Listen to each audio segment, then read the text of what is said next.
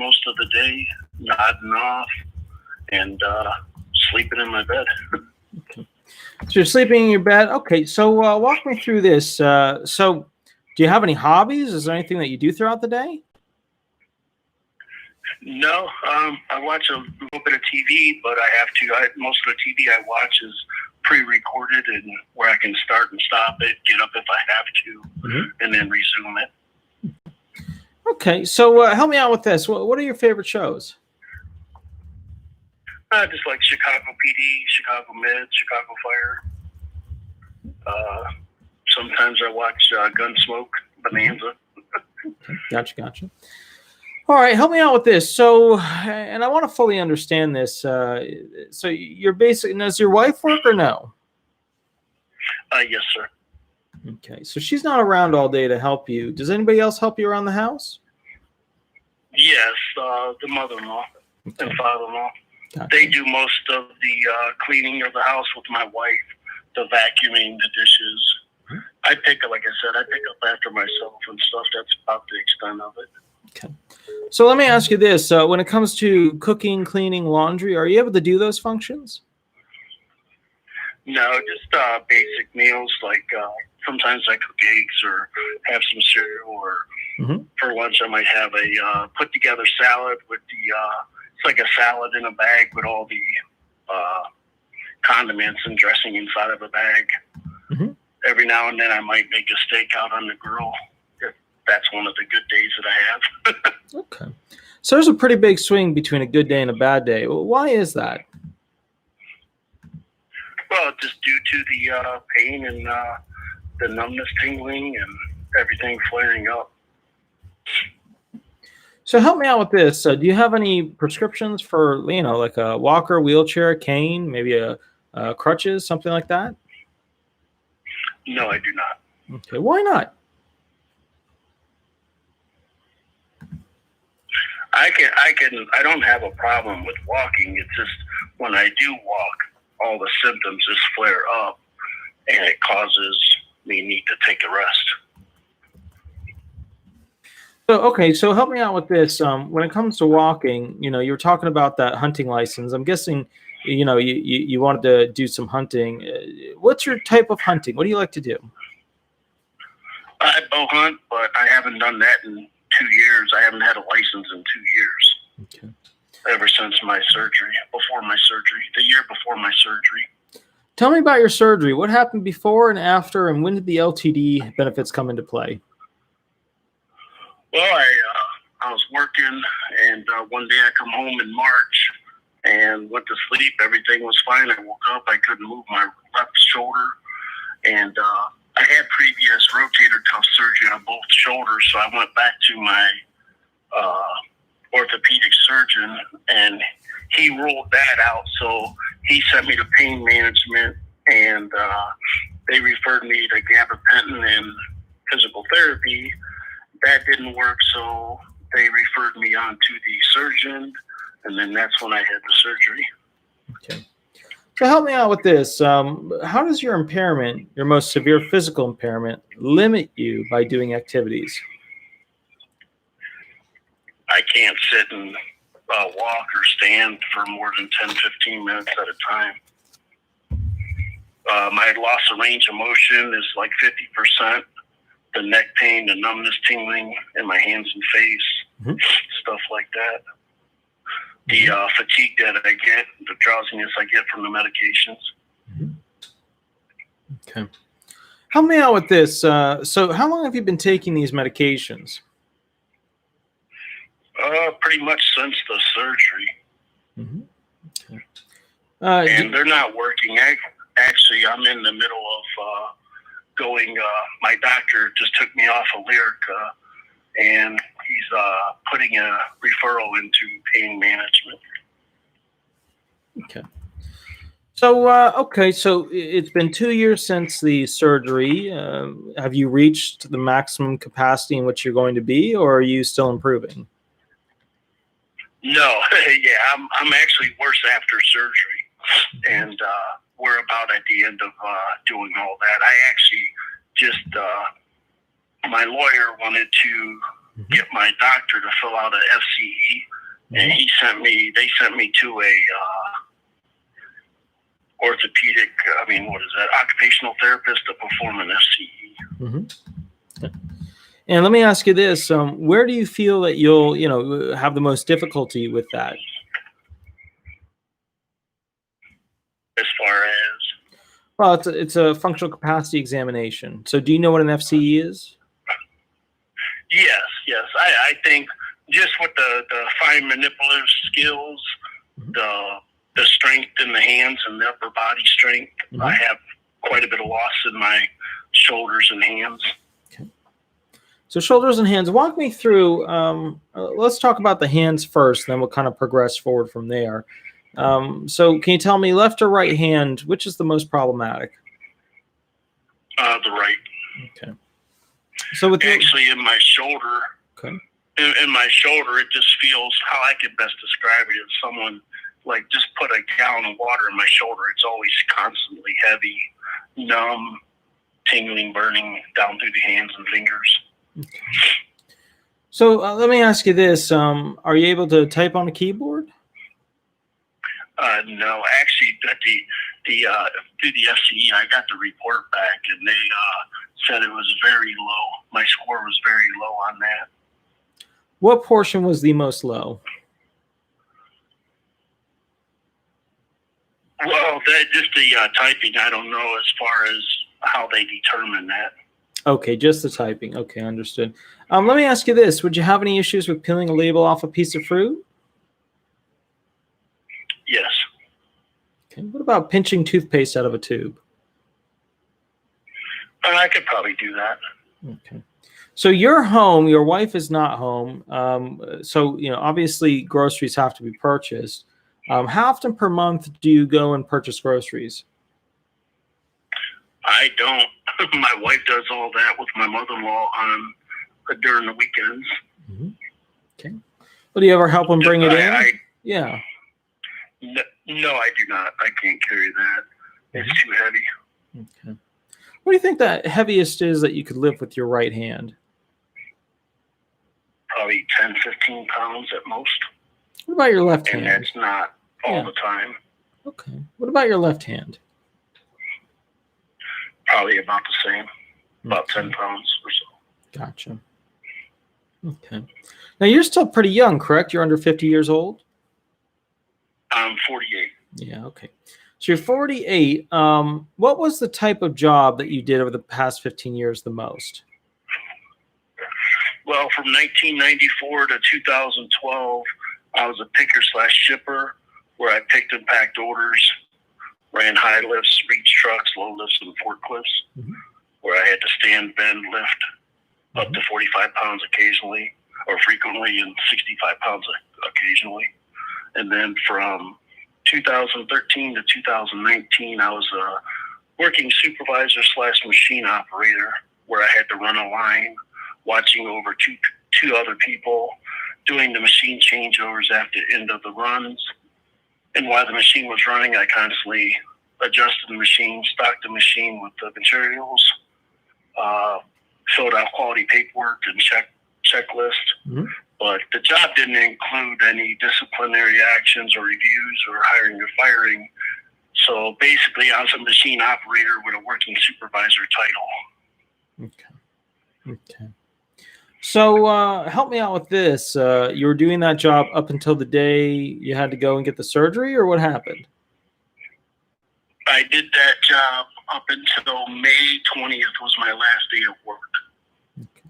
May 20th. Okay. And they actually, from March till May, they started, I was out for a little while, and they actually, when I come back, they gave me a helper per se, but that didn't last long. As soon as they needed him to go somewhere else, he went elsewhere. So my last day was May 20th when I went to see the surgeon. He took me out of work. Okay, so what kind of car do you drive? I have a 2011 Jeep Wrangler. When was the last time you drove out of the county? Maybe a week ago when I went to my doctor's office. When was the last time you drove out of the state? 2 to 5 years ago, somewhere around in there. A while ago. Okay. Yeah, it's been a while. I don't drive much. I mean, I have my Jeep, and I probably put 300 miles on it in the last 3 months or so. Mm-hmm. I don't drive much at all because just the range of motion, it's hard for me to turn my neck just to see, you know, Jeeps and stuff, they have windows and stuff. That makes it a little bit better, but even still, sometimes at a stop sign, I'm like, okay, I haven't seen a car. Let's go. I got you. It's hard to turn. Okay. Okay, so my question to you is, how far away is your doctor's office from your house? It's about 10 minutes, maybe 8 miles, Okay. 7 miles, somewhere around in there. Okay. It's not far at all. Okay. What kind of outside activities do you do around the house? You know, mowing, hedging, things like that. None of the above. My son does that. I can't. It's hard. The pushing and pulling of the mower is hard, difficult. The standing, the walking, you know, stuff like that's involved with it. I even tried my zero turn and the arm movements of using the controls and turning my neck side to side to be able to see going into the road and stuff like that. It's just difficult. My son does that all. Okay. I even bought electric battery operated blower and a weed whacker from using backpacks and the big commercial stuff, and I thought it would be lighter and easier, but with little to no success. Okay, gotcha. That didn't work. Okay. Help me out with this. You know, why would you have a tough time doing, for example, like a simple job? You know, you were doing a more complex, heavy lifting job before, but like a simple job, like a Walmart greeter. I couldn't stand that long. There's no way. What if you were allowed to sit? I can't sit that long. It's like 10 to 15 minutes. I got to keep on changing positions. Why isn't your medication getting rid of the pain enough so that you could sit for at least an hour or two? I'm sorry? Why isn't your medication working enough with the pain to go ahead and allow you to sit for an hour or two? Well, unfortunately, I can't sit in an upright chair like that. I mean, I can sit in my recliner for about 45 minutes, but even with the medication, it causes the drowsiness and fatigue, and I'm constantly napping. What's your sleep cycle like? Tell me about that. As far as after I take my medication, about a half hour, 45 minutes after that, I'm starting to nod off. I fall asleep for a little bit. I wake up and, you know, watch a little more TV and get up, walk around for a little while, bit, sit down. That's my basic day there. Okay, so help me out with this. How many hours do you usually sleep a night? 2 to 3, maybe 4, if that. I'm constantly tossing and turning, and most of my sleep is downstairs in my recliner. Okay. So when you wake up and you go and take a shower and you do things to get ready, do you have any difficulties with, you know, doing hygiene-related functions or getting dressed? Yes, actually, I take a shower roughly every other day, and it's difficult with shaving and my hair. I usually shave my head, but I can no longer do that because I can't keep my arms above my head for that long. My wife has to do that now. I have problems with buttons and belt loops, like putting belts on or tying my shoes, stuff like that. I usually wear sports clothes, cut-off tees, and shorts. Okay. Okay. So, what do you do to go have fun with your wife? I mean, where do you go? What do you do? Yeah, we try to go out to eat, you know, once a month or so, but I can't sit there long. It's constantly standing, sitting, so I just get aggravated, and we end up coming home. Okay. When was the last time you went out to eat? Oh, it's probably been 3 or 4 months now. especially with the pandemic going on. I was wondering if you were going to catch that. I was going to jump all over you, but yeah, I was giving you a little bit of space there. And I'm going to go 3 to 4 months ago. That was in the height of the pandemic. So walk me through this. How'd you do that? In Ohio, of all places, that's, they're closed down all the time. All right. Right. Okay. So talk to me about this. How old is your child? He's 24. 24. Okay. Does he go to school? Does he have a job? He's a full-time truck driver. Okay. So he's not home that often. Yeah, he's home Monday through Friday. On the weekends, he works nights. Okay. And the other couple, are they working in? Okay, mother-in-law and father. Okay, yeah. Help me out with that. Are they working as well, or are they retired? They're both retired. Which, in honesty, they take me most of my doctor appointments and stuff like that. They even take me because if I can get out of driving, I do, and it helps out a lot. Okay, gotcha. So help me out with this. The medication isn't working, right? Not really. No. Not at all. When was the last? Actually, like I was saying. Yeah. Like I was saying, my doctor, we just took the Lyrica off the table because it hasn't been working, and there's nothing else that they can offer because they tried the gabapentin and the Lyrica, so he wants to refer me to a pain management specialist that they said they might be able to do some type of antidepressant to work with the nerves. I'm a little leery of that, but I don't know. I'm not the one to take drugs. Okay. You ever call up your friends and hang out with your friends? Every now and then I call my brother, talk to him on the phone, but we're friends. I don't really have too many friends outside of work. Work was my life. I loved work. We hung out a lot with people on the outside of work and playing cornhole and stuff like that. But since I'm not working no longer, I hardly talk to them anymore. Gotcha. Okay. Talk to me about this. So you used to hang out with your friends. You no longer do. So aside from, watching Netflix and TV and things like that, what do you do for fun? Basically just sit out on the patio sometimes, have a fire, but that's not even enjoyable anymore. Okay. Let me ask you this. Do you enjoy beer? Do you enjoy wine? What's your favorite drink?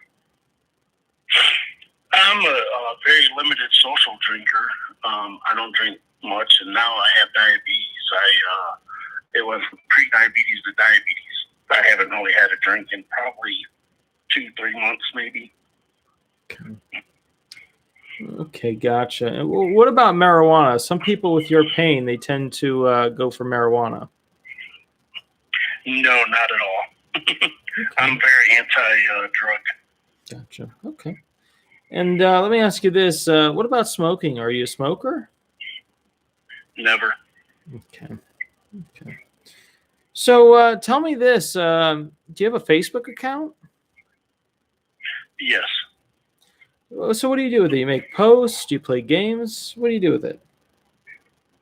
Nothing really. I get on maybe once a day just to scroll through. I don't post. I don't like. I just look and see what all the other people are doing on it. Okay. So you go on there. Who do you talk with the most on there? I don't talk with anybody on there. I just look through the post. Okay. So tell me this. Yeah, I gotcha. So you like to look at the. How long does it usually take for you to look at the posts? Not even 5 minutes. It's a quick scroll and right back off of it. Okay, gotcha. What kind of a phone do you have? It's an iPhone 12 or 10, 11. I don't know. Okay. iPhone 11, I think it is. Okay. Basically, all it is like it's a camera when I need it, and a calculator and stuff to do my chart for my doctor appointments. Okay. So we were talking before about walking and stuff. Let me ask you this: would you be able to climb ladders, ropes, or scaffolds? No, sir. Even with steps even with the couple steps I have in the house, I usually hang on to the rail or whatever. Not that I have problem walking. It's just everything gets heavy in my neck and shoulders. Mm-hmm. So it just helps me support the weight of myself going up the steps. So, okay. Would you be able to, get onto the ground and check under your vehicle for something, crawl under there and see if there's something wrong with it? No, not without a great difficulty. Okay. What about ramps or stairs? You said you had difficulty with stairs. How many steps do you think you could climb up before you'd have to stop and rest? Well, I have 7 in my house per level, and that's 7 to 8 maybe. Okay, gotcha. How many bedrooms are in that house? 3-bedroom. 3-bedroom house. Okay. And who gets? And I'm guessing it's your son, parents-in-law, and then you and your wife get a bedroom. Correct. Okay. And so walk me through this. Do you ever eat at night? Eat at night? Yeah, a lot Yes. of people on medication, they wake up, they want to go get a drink, they want to get some food. Okay. So yeah, just like a snack. Yeah, like a snack or so. Okay. And all right, so granola bar. Or, yeah. You're not cooking in the middle of the night, is what you're saying. no, sir. Okay. So all right, you wake up, you go downstairs. Do you ever have to go to the bathroom or anything like that? I have my bathrooms upstairs. So we have a bathroom upstairs and downstairs. Okay. Where's the kitchen at? On the main floor. The main floor is which floor? The first floor. And where's your bedroom at? On the second, 7 steps up from that floor. Okay. That was the first mistake you made the whole night. Good sir, you did very well. That's good. That's very good. What type of mistake? I have to use the bathroom. No, I understand. But you went with agreeing with me before solidifying where your bedroom was, and I put it into words for you. Always listen very intently. You caught a bunch of other ones. You did very well there, but bottom line was that was your first screw up of all of those questions, which is very good. So you have obviously been watching a lot of videos. Is that correct? Nonstop. Okay. All right. So my wife too. I have my headsets. I got, if I'm not in my chair, if I'm up walking around, I have my Bluetooth Beats headsets, and I'm just listening to you most of the time. I gotta tell you, you did extremely well. That was the first little moment there where I had a maneuver with the chess piece where I could have gone into you a little bit more, but you caught yourself and caught up with it, which was good. All right, so let's talk about this. Things that you could capitalize on more would be the getting dressed in the morning, a little bit more about the hygiene related functions, more about the up and down, can't sleep, waking up with extreme pain. The thing that worried me a little bit about the whole vehicle thing is that could be a pretty high off the ground vehicle. If that comes up, make sure you specify. Yeah, I had that already pretty much set out, because like when I open the door, for me, my wife has a Sonata and it's harder than hell to get into. Yeah. With the Jeep, it's almost like ass level. I just pretty much step in and slide in and sit down. Yeah. Good.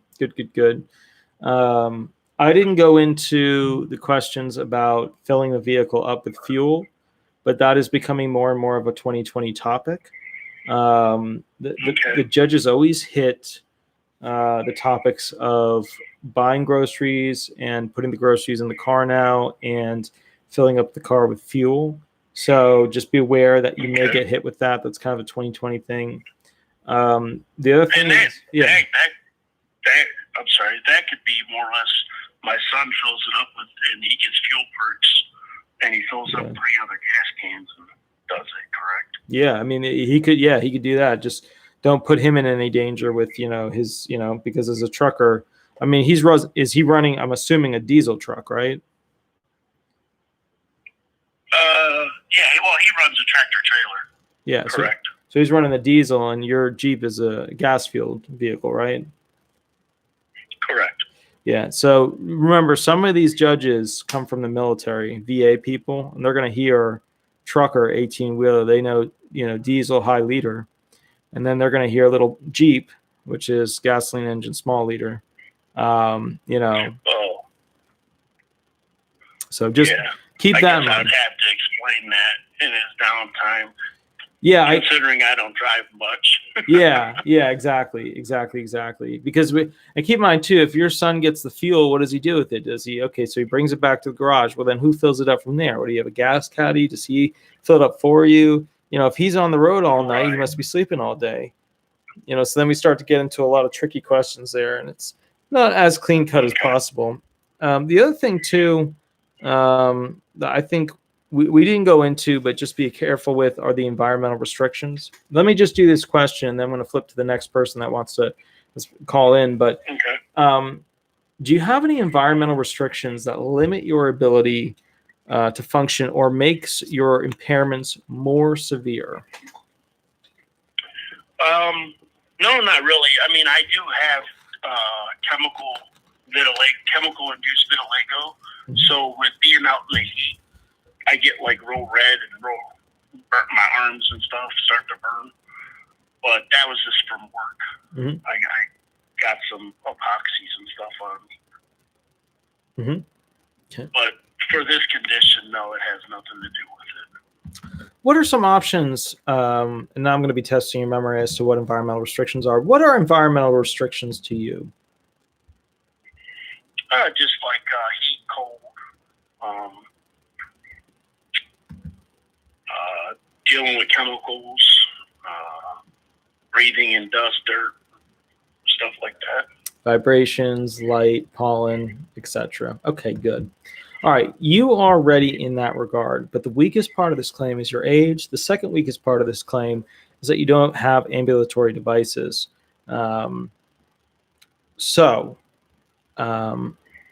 I nearly got you in the very beginning with your explanation as to why you don't need an ambulatory device, because you started talking about, I don't need it, for walking, it's not really my problem, standing or sitting is, stuff like that.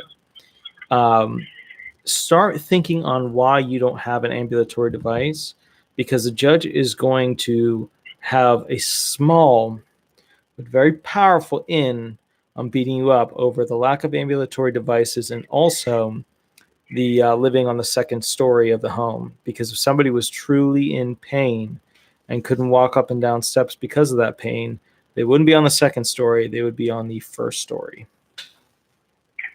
Okay. So, Now, is that a big deal with this being seven stairs up? Well, think of it this way. We have some people who are unable to walk over curbs, are unable to get into showers. Okay. So 7 steps is kind of a big deal. And then you couple that with no ambulatory devices, and you said, what was it, 100 yards that you could walk? Yeah. I mean, you couple that all together, and all of a sudden you're into, okay, well, what can this guy do? We could shoot him over there with a medium-based job as opposed to a lighter sedentary. Now we got a problem, because now what % passage rate does your judge have? It's like 47%, and that's without dismissals. Okay. Well, yeah, I mean, you only count the, there's the positive, negative, and dismissals, the positive denials, and okay. So here's the deal. That's the national average, which means it's pretty good. But a lot of these judges, 2020 is becoming the year of the denial for people under 50. So don't be absolutely mind-bogglingly, crazed when you get a denial, because you're under 50 years old and there's no grid out potential there. Also, does your attorney do appeals counsel, federal district, federal circuit, federal supreme?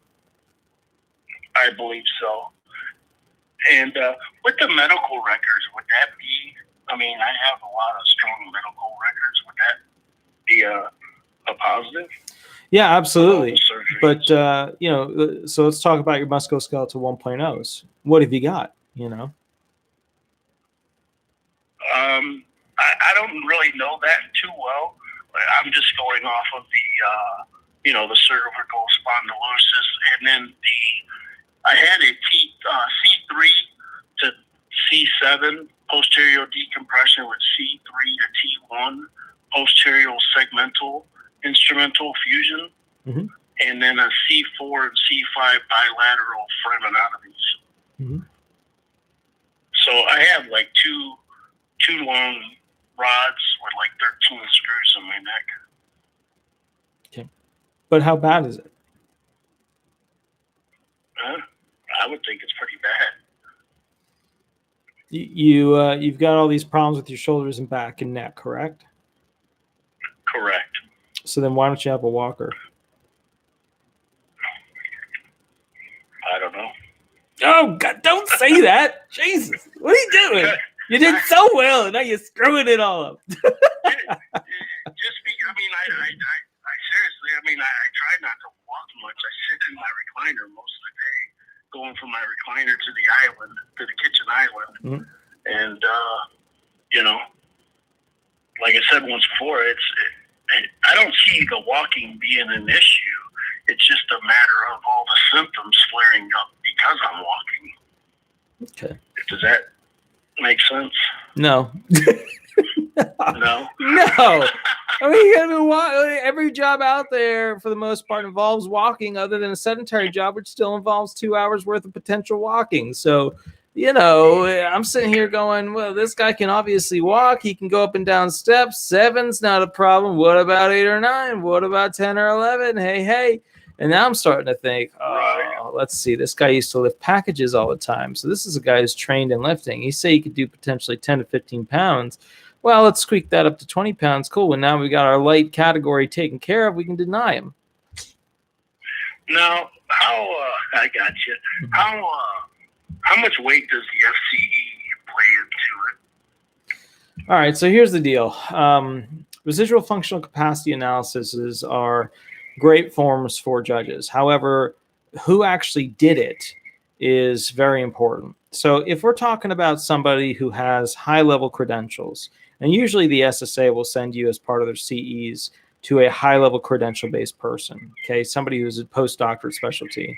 If we're talking about somebody with that kind of credentials, then it's going to have a lot of weight so long as it is consistent with the record. But if this is like way off the deep end, off into the left side, then we've got a problem. And the problem is, let's call it like it is, if this person is saying, well, you can't do anything at all. You can't do anything at all. And then the judge is sitting there going, oh, this guy doesn't even have a crutch, a walker, a wheelchair, cane, anything. And yet this other person say you can't do anything at all. Oh, my goodness. All of a sudden, it reduces the weight of that evidence. And so the problem you're going to be running into is, do you match up with that document? And the first thing you said to me was, well, he said this, but then I asked you one further question that was slightly deeper into what was actually on the form, and you weren't sure, which means that you need to go study what's in your F folder, which is your medical documentation, which probably includes this document as well, unless they mislabeled it and put it in the E folder.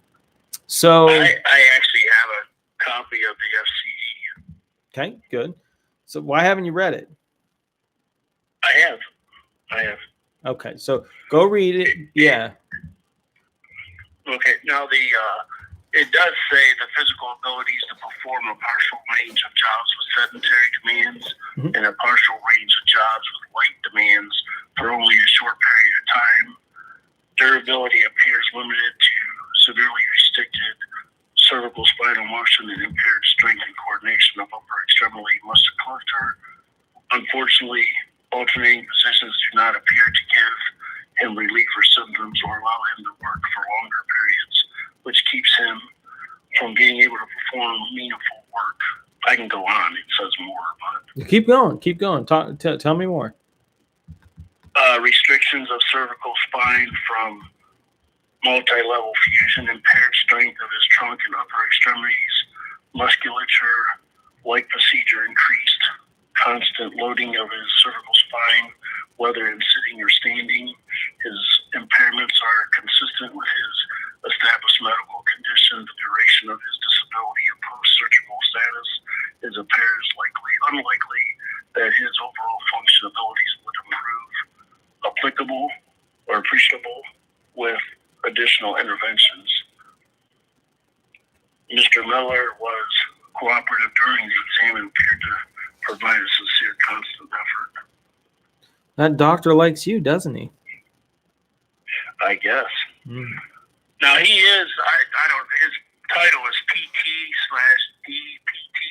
I don't know if that matters or That's if that's fine, a high yeah. level person or not. So let's play this out real quick. So correct me if I'm wrong. The document basically specified that your range of motion degrees for your upper body is limited for both the left and right arm.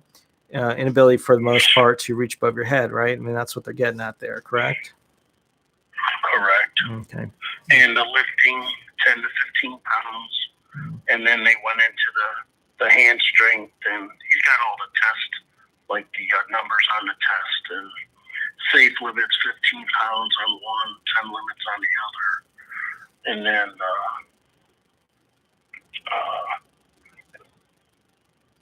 Now, do you feel this document, I mean, it sounds like medical treatment, medication, that you're not actually improving based upon what this doctor is saying, correct?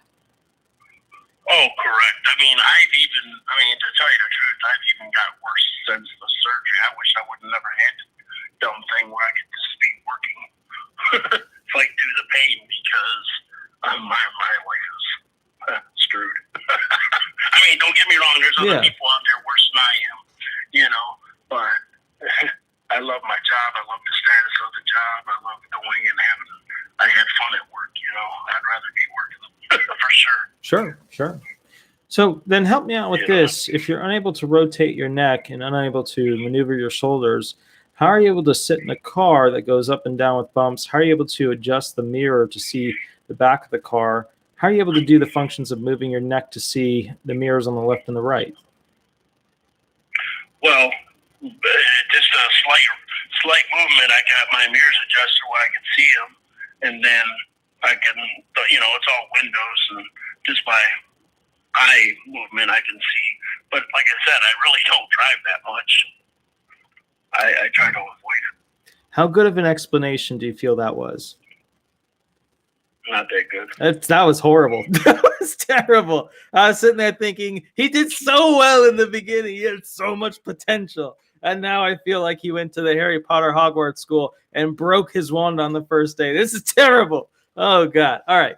So here's what I would say. That report is a little bit over the top, which will reduce its overall weight by what the administrative law judge prescribes it.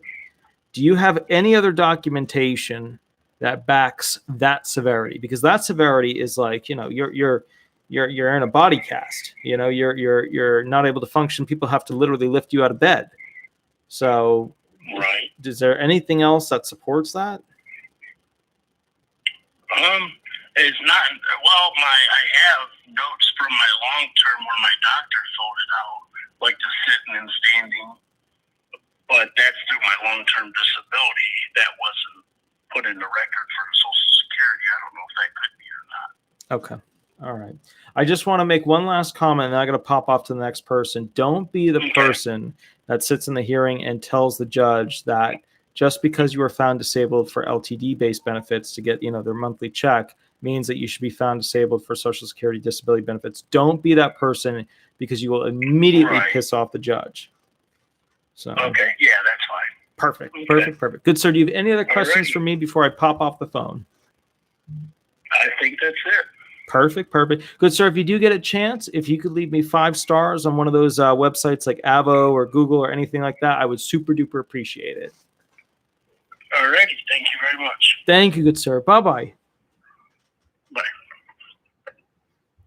Okay, guys. So that was a guy who memorized his answers to the questions ahead of time. That was a guy who was very prepared.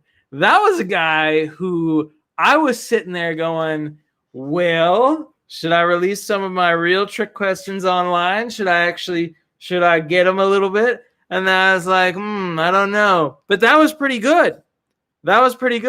But then we started to dig a little bit out of the standard questions that are part of the top 50 ALJ trick. We got out of those. And then all of a sudden, the blossom had some difficulty. There was some leaves going that way and some buttery petals going that way. It wasn't working out. That's okay. But remember, the point here is this. You guys are used to the questions from my voice, from those videos going into your ears, which means that you're accustomed to it. But when the judge asks you, it could be a female voice. It could be a different voice in entirety. It could be just somebody that sounds different. Phrasing the questions differently. Instead of what are your top 5 impairments, it could be, well, what keeps you from working? Oh, that's a very wide open question. I heard it twice today in the 2 hearings I had today. What keeps you from working? How do you answer that? That's huge. Well, you start with, what are your impairments? What did you used to do for a job? How do your impairments limit those things that you used to do? Why you couldn't do a simple job? That's how you do it. But without training, it wouldn't happen. It wouldn't happen. Now, there is a person who has been on me all week to call them, and I didn't call them first, which means I'm a terrible person. Let me call that person right now, and we'll go from there. Hold on. Oh, no. Where are you on here? Hey, let me find her. Hold on. I need this person to call me so that I don't screw up and take the wrong phone call. Hold on. You're in here somewhere. I know you're in the chat session somewhere, and I don't want to skip you. I think it was a Sarah. All right, look, if you're out there for the next 2 minutes, try and call me. If you are not out there, then just basically I'll call the next person on the list that called, and we'll go from there. So, and I'm searching. I just want to see for the next 2 minutes. Let's give her a moment so that we can run questions with her.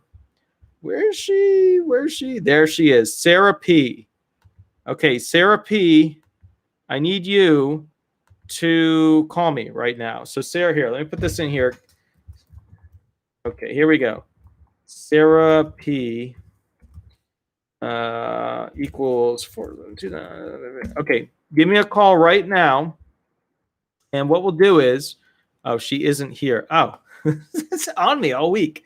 All right, here we go. We're going to call the next person on here. And okay, cool. Next one is this one. All right, here we go.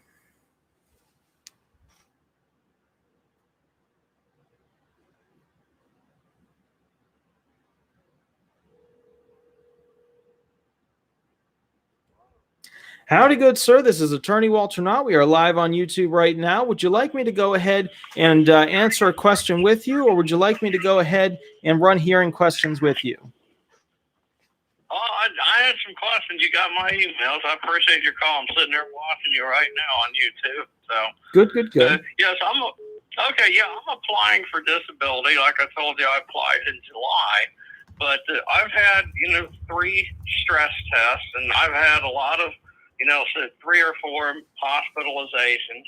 In 2018, I was even in there with 1 seizure, and I think it was due to alcohol, they say, which I quit drinking. But I was in there for 2 weeks. I have AFib, heart fibrillation, and there's plenty of medical records. I'm not worried about that, but I'm 55 and I'm going to be 56 in January. And I just, I don't see why I shouldn't grit out I did a functional capacity evaluation, and I could lift 25 pounds. I could carry 13, but I could only walk for 2 minutes without getting out of breath and starting to, sometimes I have chest pains, climbing stairs, what have you.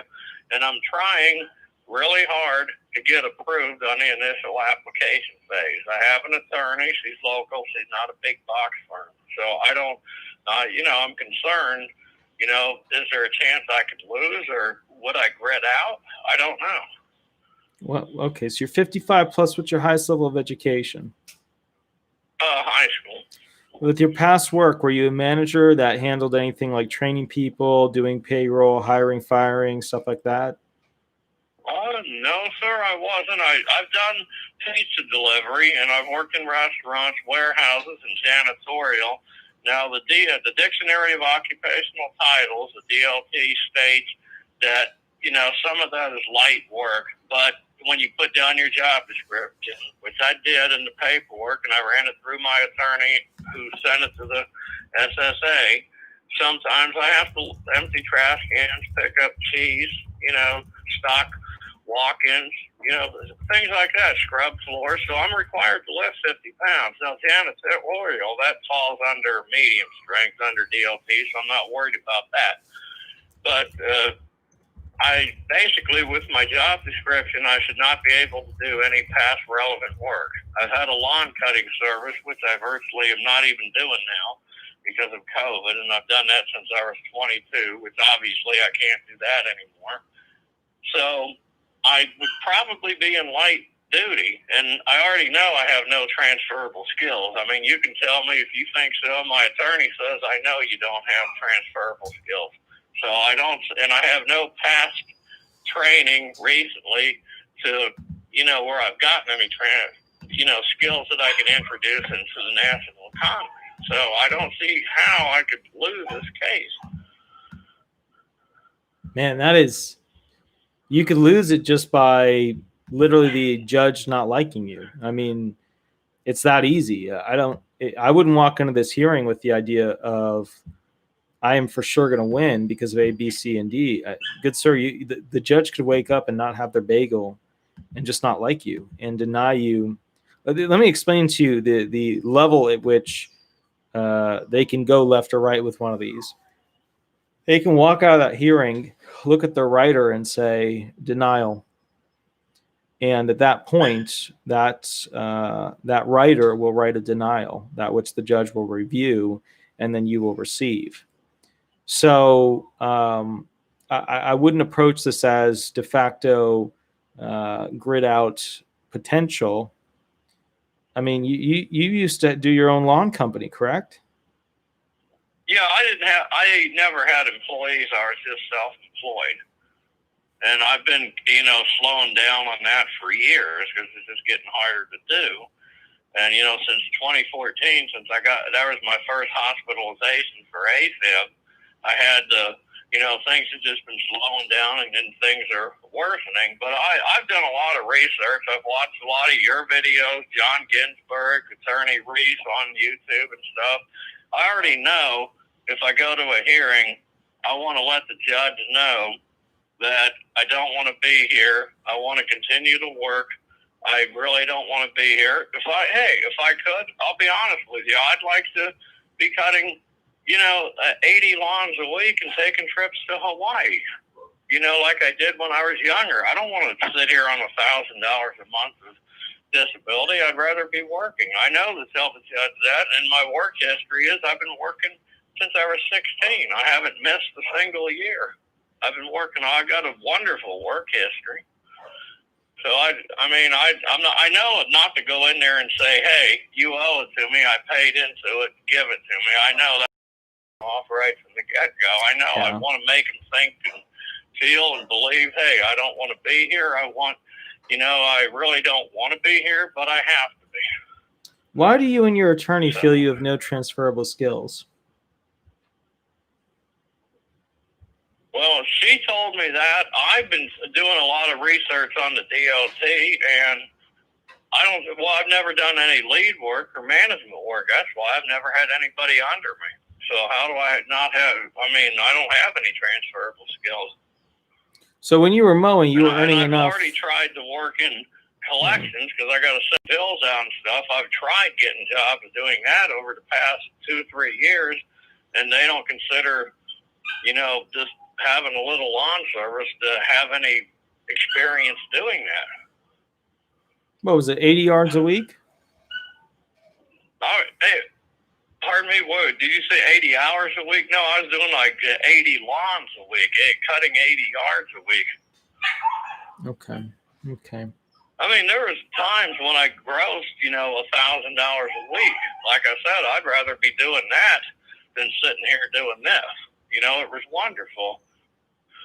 All right. So I know about a month ago, you were on your show, and I'm the one who sent you the email when you were talking about Florida. I said Hawaii's a lot better. I've been there three times. Yeah. I've been to Hawaii once. Hawaii's nice. Oh, it really is. Yeah. It's beautiful. Now, to be fair, just so you know, I live on an island in Florida now, so I am living a sort of Hawaii-esque dream. I went from one of those terrible little HOA Nazi camps in Florida, which there's tons of, to literally living in a no HOA. There will never be an HOA island. So, all right. What do you mean by an HOA? I don't know what that means. Homeowners Association. Oh, okay. Yeah, okay. yeah. I absolutely hate them. I detest them. But all right, I want to get some things clarified real quick. You very strongly believe that you figured this out, which is good. The only problem with that is that not only do you have transferable skills, you have easily identifiable transferable skills. When you're sitting there thinking, I was not over other employees, that is not the only thing that dictates transferable skills. You were de facto a company owner. You were doing sales. You were doing administration. You were doing accounting. You were doing taxes. You were doing hands-on conducting of business. You were doing the actual physical functional actions of cutting, edging, trimming, all those things. Good, sir. Correct. I was doing I do have a CPA that does my taxes, so I really wasn't doing that. But, if you call leaving a note on somebody's door, you owe me for 4 cuts, send me a check to be accounting. That's not really accounting, if you think about it. At least it won't get me a job doing accounting work and sedentary work, because I tried doing that. In fact, I tried working for Discover 2 years ago because I had a sprained ankle. I got that, like I told you, from doing janitorial work back in 2017. And I tried doing call center work. I was calling delinquent accounts for Discover, and it only lasted 5 months, and I wasn't doing very good at it, and they let me go. And then I went to 800 Flowers, and I worked there for like 3.5 weeks, and they said, you're just not getting it. You're just not getting it. And they let me go, and my attorney said, both of them were under 6 months. They won't consider it past relevant work, even though it's considered semi-skilled. And that's the only call center work I have. So if I can't do that, how am I going to? And I've applied for jobs in accounting. I even applied with Chase in fraud prevention, and I interviewed for it, but they didn't hire me. That was before Discover. It was just one of the jobs I tried to get, and I tried really hard. I made the phone interview. I made the in-person interview, but they turned me down.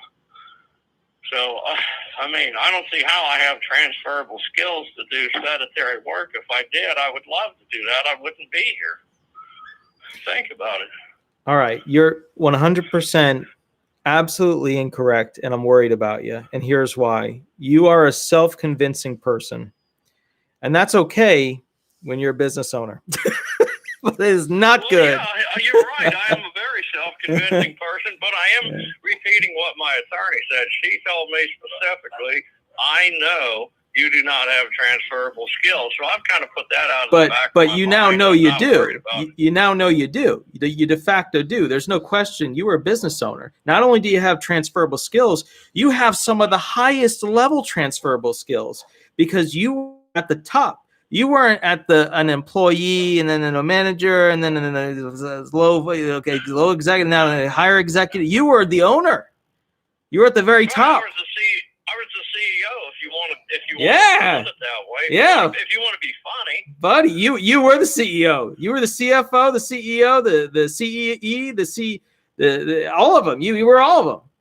So how explain to me how you don't have, and you can try again, but I think another way. I guess the best way to explain to you again in short is I tried applying for jobs in accounting, fraud prevention, call center work. I tried and tried and tried. I put application in after application, and I could not get hired. So therefore, doesn't the SAA say if you're not employable in the national economy, you are considered disabled?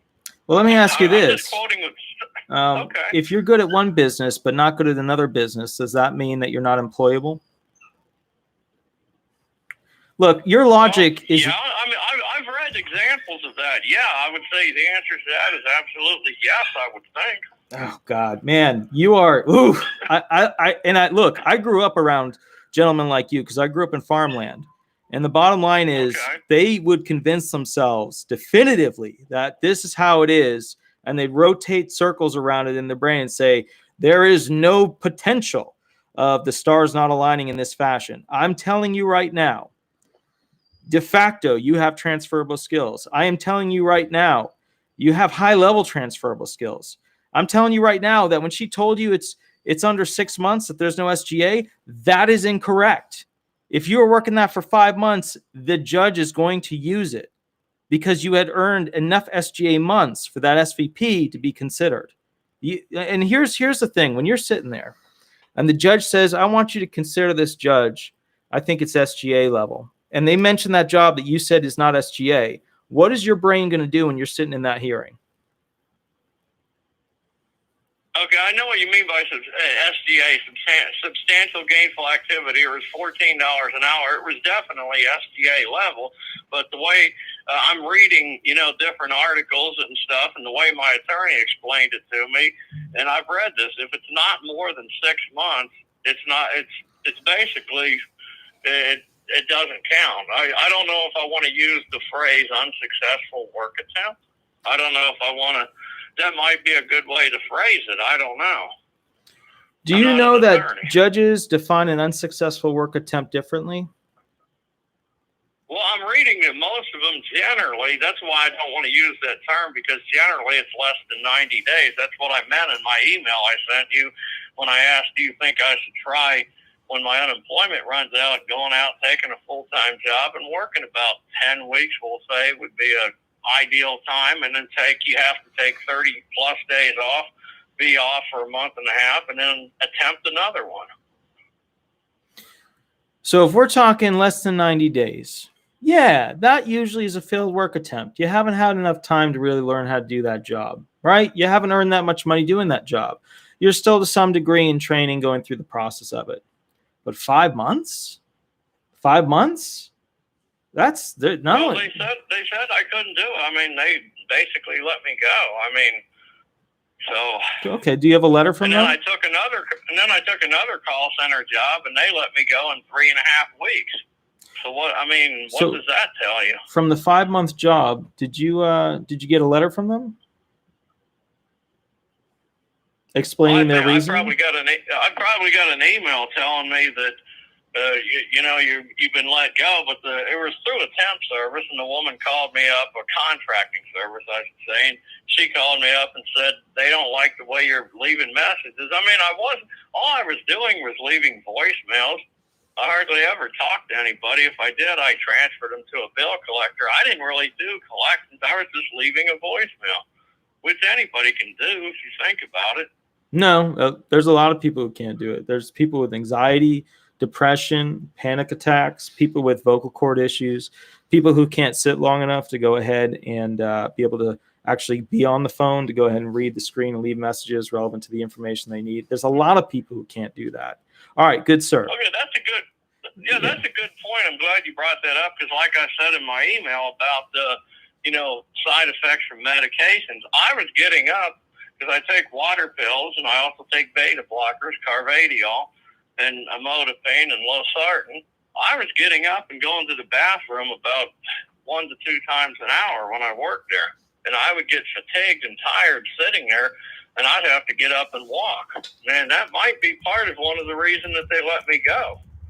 Because I noticed other people wasn't. And what I'm reading, if you can't sit until your break time, or you can't leave if you're leaving your station, even if you're in a factory, if you're leaving your station, if you have less than, well, you tell me, what is it, 20% of the workday, if you're taking unscheduled breaks, there would be no jobs in the national economy that you could do, especially in entry-level jobs that are unskilled. With everything I've done, my attorney she says, you know transferable skills, you've done unskilled work. So I'm taking her word for it, and based on what I'm reading, she's right. I mean, teaching. Oh my God, good sir. Wait. Just wait. She's wrong. She's wrong. You were a business owner. That's not unskilled. That's not unskilled. Where have you read that a business owner is unskilled work? You can't. There's nothing. Oh God. Oh, I'm inclined to agree with you. I agree with you 100%. That's why I was applying for different jobs, doing different type of sedentary work because I'm getting old and I can't do it. I even explained that in a couple of interviews. I agree with you. I agree with you 500% that I should be able to do it, but nobody will give me a chance. And if they won't give me a chance, that means I'm not employable. You asked me that a few minutes ago. Do you think you're employable? No, I've tried. I wouldn't be here. I might be, if Chase would have hired me up here in Westerville, Ohio, if they had hired me in fraud prevention, I might be up there making 17 up to $20 an hour working in a call center. I'd love doing that. I'd rather be there. Well, than call here. center's a tough job. People are angry with you. You got to go through the whole things on the computer, integrate with the online CMS system, client management system. What do you feel is the most simple job in America? What do you feel is the most simple job? Okay. I started to say I'm used to customer service because I've worked with customers ever since I was a kid delivering papers, and I've worked in a lot of restaurants, fast food, pizza delivery, off and on all my life. But to answer your question, what is a simple job? I don't know if you're getting that mentally or what, but them type of jobs, I guess digging a ditch or putting pencils in a box, but that would bore the heck out of me. I couldn't stand it. And that's another thing, I can't stand up for, when I'm cooking, I'll cook something and I'll sit down and take a break and get up and, sit down and get up. And you can't do that on a job. But you're asking me what's the simplest job? Well, putting pencils in a box or digging a ditch. Well, one, physically, I definitely can't dig a ditch, but I just mentally go bored out of my mind doing that. I can't do that. When I went to one factory, I was going to be, driving this little tugger, and I did, and the reason they fired me, this was about 5 years ago, is because I hit something. But like I told the woman giving me an orientation, she showed me the factory assembly lines, and I said, that's not for me. I could never work on an assembly line mentally. I just couldn't do it. It's just repetition. It's boring. I can't do it. All right. So I like challenges. I like to do different things. All right. I'm going to tell you what the standard is for the vocational expert portion of the hearing, which is element 4 and element 5. And specifically in this case, element 5. You're 55 plus, so they're going to look at element 5, which is there any job, no matter how simple it is, in the national economy that you could do, whether you get bored with it or digging a hole is just, not good for you? Is there any job in the national economy you could potentially do? And you are approaching it, I think, in not the right way. And I'm a little worried with what the attorney told you, because the two things you've told me have been wrong so far. So I am going to give you a list of questions to go ask your attorney, and I'm going to let that attorney figure out a way to explain their way out of telling you what was wrong. Okay, I'm gonna write this stuff down. Perfect. Yeah, go. But yeah. I mean, this between me and you. I'm not sitting in the courtroom, as I've already told you. I got to walk in there and tell a judge, you owe me this. But between me and you, I'm looking at it this way. They have to give it to me because I meet grid rule 202.04. They have to give it to me because of my age and I'm on light duty. They don't have to give it to you, though. I mean, that you could have a judge that just doesn't like you and not want to give it to you. That's how it is. There's no definitive, like, grid rule is there, but they could just certify you with a different vocational, path, or they could come out with hypotheticals that don't address it, and boom. I mean, you'd have to take it to appeals council, get a remand, but you're going back to the same judge. They don't have to approve you. Okay, and that would take another 2 years, and that goes through Falls Church, Virginia, is the only place that handles appeals. I've already done a lot of research. Well, okay, right now. What do you think I should ask? Yeah. What do you think I should ask my attorney when I talk to her next time? As a prior business owner within the past 15 years, do I have transferable skills? Okay. If I worked for 5 months and earned in total for that year, that, know the amount that you earned from that one job, do you feel that that amount will be considered SGA?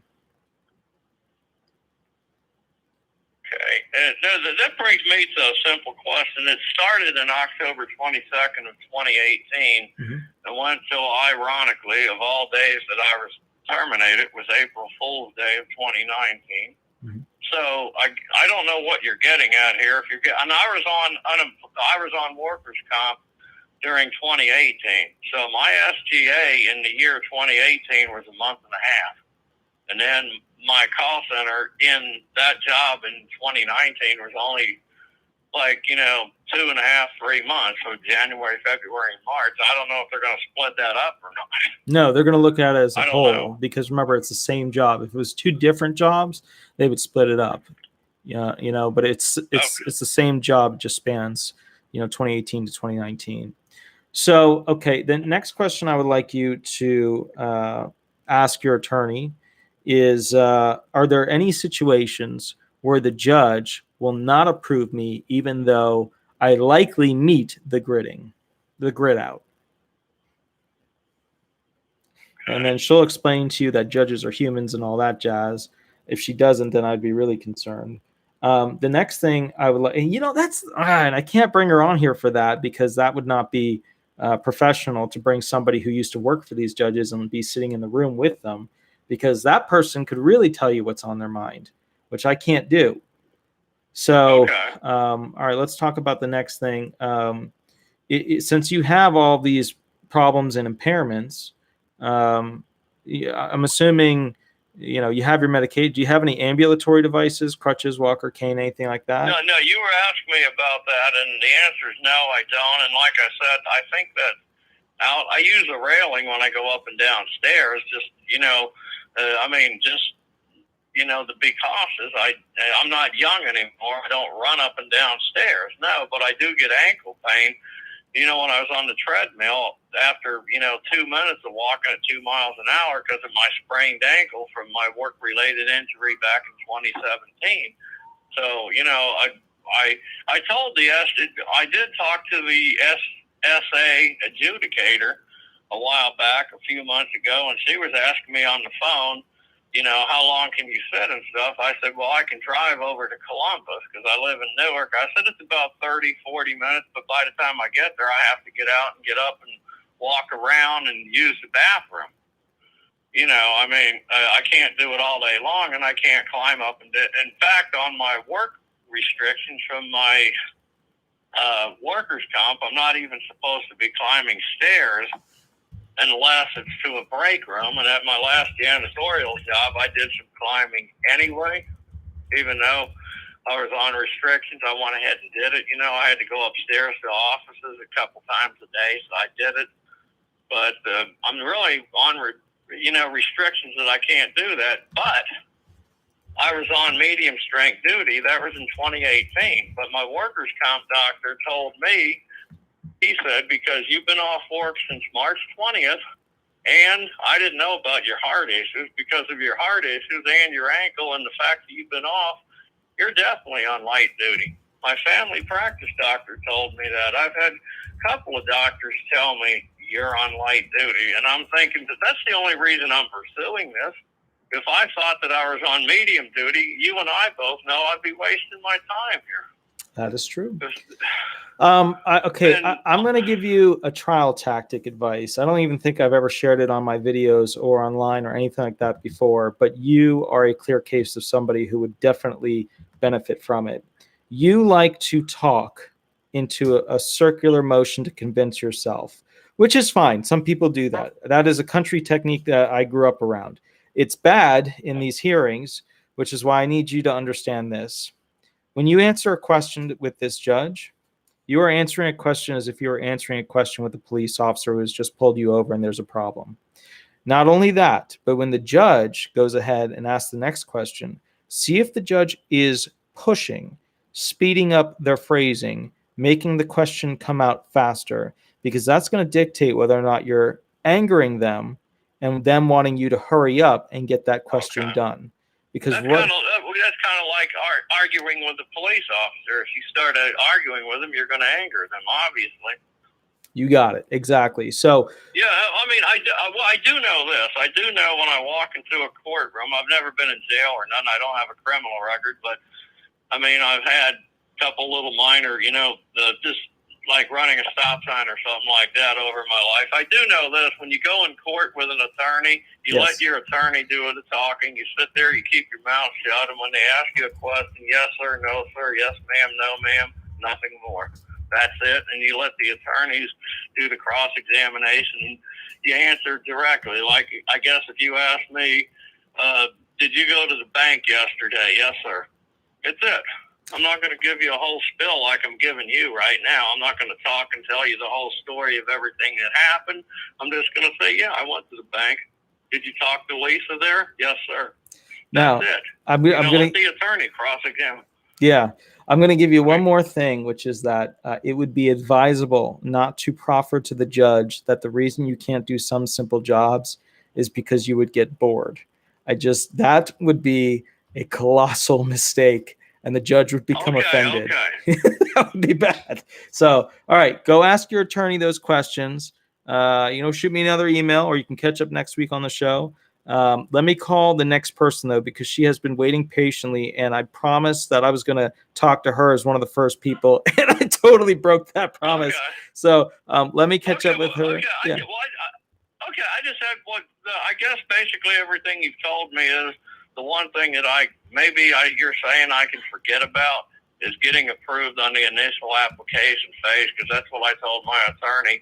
If we make sure they know the grid rules and stuff, what my goal is to get approved on the initial application phase, and you're telling me you think I'm going to end up in a hearing.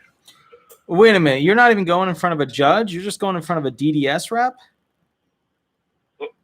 No, well, I'm not. Right now, I'm in the initial application phase. I haven't been.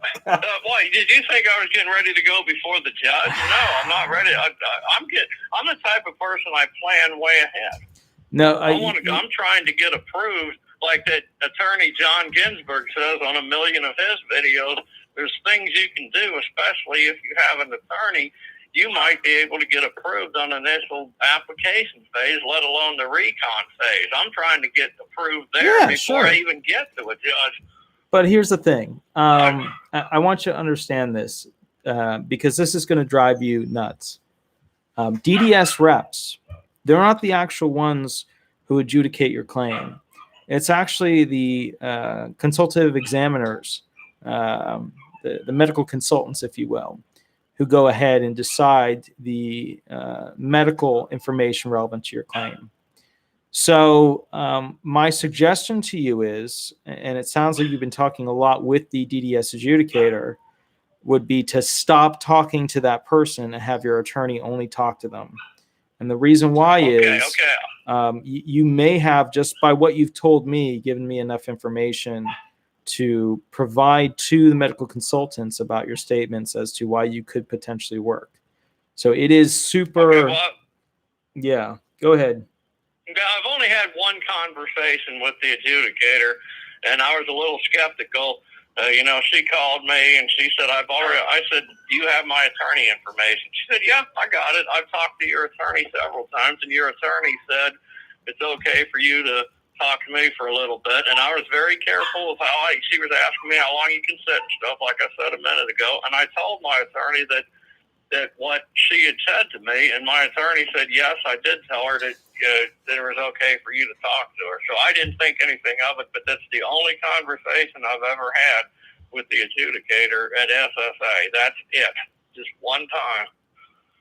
Okay. All right. It's not like I'm calling him up and talking to him all the time. I leave the attorney handle that. Yeah. Okay, good. All right. Well, good, sir. Sounds good. I will catch you later. You have an absolutely wonderful night, okay? Okay, I'll shoot you an email. It was nice talking to you, and I appreciate you taking my call. Absolutely good, sir. I'll catch you a little bit later. All right. You have a good night. You Later. too. Bye-bye.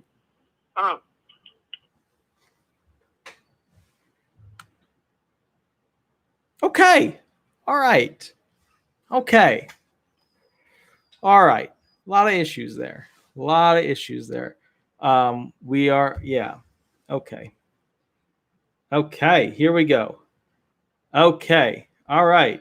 Yes, I will. I'll call Sarah. I got it. Okay, I got it. Let me just. I got to click the phone. I think this is her phone number.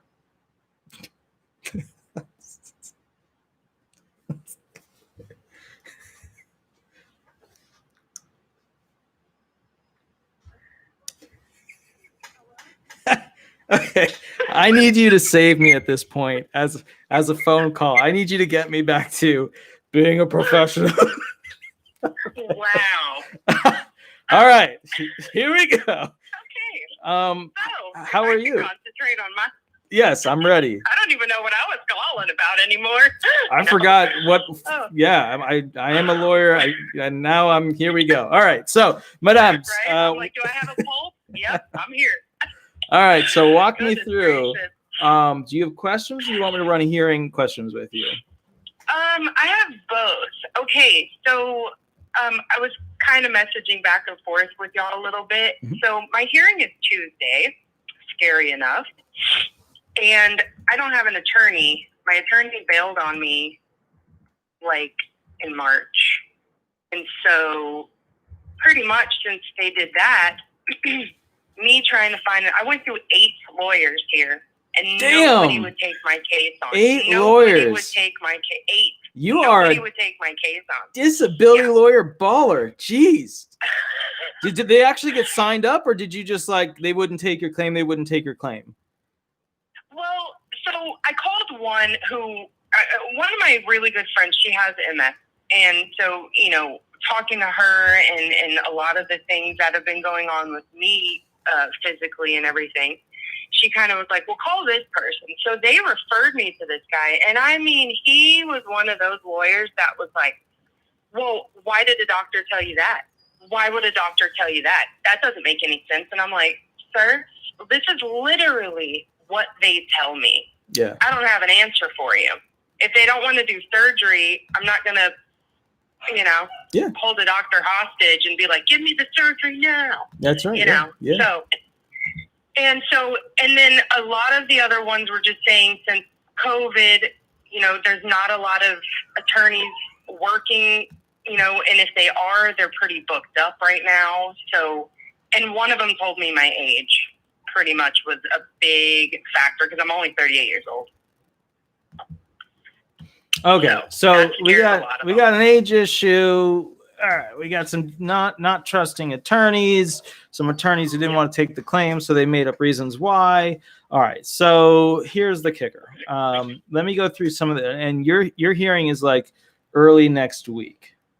Yes, it's on Tuesday. Where are you based geographically? I'm in Texas. All right, so you're in the big Uno Star State. All right, that's cool. Did you buy your medical records? I did not. So the lawyer that was working with me Yeah. for 2 years, Yeah. I was denied, and then I was denied again. And then right after they sent my appeal into the hearing office, they instantly dropped my case and said that they're not doing disability hearings anymore. That's the only excuse that the lawyer gave me. So they pretty much did everything for free. They even sent me the letter saying they have no rights to any of the money, all of it, which is kind of weird. But hey, you did all this free stuff for me. Thanks, I guess. Well, wait a minute. How long ago was this? So was this 5 months ago, 6 months ago? How long ago did they pull back? They fell back in March. March. Okay, they didn't March buy any of the 2020. records. All right, so I'm going to tell you thing number 1. Your claim is not prepared because they haven't purchased any records, and basically DDS at recon level may have been the last group to buy records, which means you have years worth of records not having been purchased, which is a big problem. So first thing you're going to go do is download an 827 form, print it out, fill it out, and then have a way to fax it to the SSA for the judge. Because the judge is going to want one of those real bad to go ahead and remember, it has to be, yeah. They just sent me all my records. So I talked to, I guess, somebody who gets you ready for the court hearing and everything. They have to ask you, do you still want to do this? Do you want to do it over the phone? She sent me everything. They have every up-to-date everything from every neurologist, every neurosurgeon, every spinal doctor, every ENT. I mean, all of them. So what was the most recent date of medical treatment that they have up to? Just recent was my MRI and my there goes my speech. My neurologic. Oh my You God, had a I neuro. love I when I gotcha. can't talk. So My neurologist. okay, There but you how go. long ago was that? This is just recent. I mean, this all just happened. So I was diagnosed with Chiari malformation 2 years ago. Yeah. And 2 years ago is when my neurologist looked at me and he's like, there's no options for you. So your option is you're going to have to try to file for disability because of all my other issues. I mean, I have spinal issues, yada, yada. I could go on about all that. But my neurologic issue is the main reason why I'm fighting for disability is because I can't function on a day-to-day basis with my brain and everything acting, the things that happen to me, like with my speech. Yeah. There's just sometimes I can't even get a word out edgewise. I can't look at a computer. Like, luckily my husband was sitting here watching that whole debacle and kind of watching the comments for me. I cannot scroll. I can't do Facebook. I can't, nothing. If I do it, I suddenly feel drunk. So I suddenly feel like I drank a liter of vodka. Okay. So here's the thing. I got to go let Shadow and Sweetie out real quick, and then I'm going to let them outside. But while I'm doing that, I can hear you. What I want you to tell me is exactly what is the most recent medical documentation that they have, and are all of the medical facilities up to date? So are they? Yes, they have my most recent. I've been to the hospital twice in the past. I went recently this year. I went last year to the hospital. They have all my last 3 MRIs from the past 2 years. They have actually my neurologist just wrote a note for the judge on my behalf because he's just like, this is crazy. I mean, and he just recently diagnosed me 4 weeks ago with more neurological things. And that's when he told me, he's like, look, I'm going to have to write a note to at least try to help your case. Because like I said, a lot of people say my age is a factor. The fact that I only work 1 day a week, and they say, oh, well, if you're still working, I'm like, no, but I don't even make it to work that 1 day a week sometimes. Wait, I you're don't still know working? Yeah, I work at a sub shop, and I make subs, but I only work 1 day a week if I can even make it to work that 1 day a week. I just work for an amazing place who really understands my problems. Like, I don't lift anything. I don't bend down. I don't do anything. Nothing. I just stand there and I make a sandwich and I hand it off to somebody. Do you have the morning shift or a later shift, or which shift? I do the morning shift because it's slower for me. I don't have to go so fast because I can't move fast. Now, and that's like I said, this is where I don't know, because the fact that I don't have an attorney, I don't know how to explain to a judge that I have vestibular migraines. I have my brains pouring out of my skull, hitting my spinal cord. I have cervical dystonia where I have spasms in my neck. I can't lift my head up off my pillow for 2 weeks. I can't, but it's every day is different. I can go from feeling 50% to 0 in a matter of 30 minutes by just looking at a phone, or just looking at something that moved. Or if I go somewhere, I have to drive. I absolutely have to drive. So you're able to drive. That's where I'm stuck. Yeah. Okay. Like, I don't know. So, okay. Now, just to go through a little bit about that. Most of the people are not going to know what your particular impairment is. So give a quick little summation on, the brain tissue, what happens to it, where it goes. And then I want to go into some of the issues I'm hearing. So tell everybody on YouTube what that is. So, Chiari malformation is it's basically a birth defect that you're born with. Some people don't really know that they have it. Some people never even show signs until your later 30s or stuff like that. And my hemorrhage, or it's more like they call it a compression of your brain, where like the lower part of your function, your speech, your cognitive, your balance, it's that part of your brain where mine's coming out down my skull. So it comes through my skull, down my spinal cord a little bit. And when it inflames, it causes all kinds of issues. And on top of it, like my neurologist just recently told me in a doctor's appointment, I now have cervical dystonia on my left side only. That just recently happened about a year ago. And on top of it, and I now have vestibular migraines, which causes speech problems, dizziness, vertigo. Vertigo and dizziness and obviously my speech is my biggest problem. I have it every single day. I lay down every day and I feel like I'm on a cruise ship. I wake up and I slam into walls, and I can't do darkness. I can't, I have glasses. I have super bad light sensitivity. I mean, daytime is not my thing. I can't look at computers because of it, and it's caused a lot of problems. And like I said, this has been the past 3 years. I'm still trying to learn how to live with it and deal with it. So, like my neurologist said, he goes, sweetheart, I think disability is about your thing. I mean, I used to work in pharmacy. I went to school. I was important. I had a really good job. I worked in a hospital and did important things, and now I make sandwiches, if I can barely do that once a week. All right. So let's go through some of the negatives that I'm hearing. First and foremost, you're working, which means the judge is going to look at, okay, how much is she earning? How many hours a day is she working? How many days a week is she working? And you're presenting this, but I haven't heard about a letter from your boss explaining the accommodations that you are receiving, but I'm guessing this sub shop is part of a larger group of sub shops. Is that correct? It's privately owned.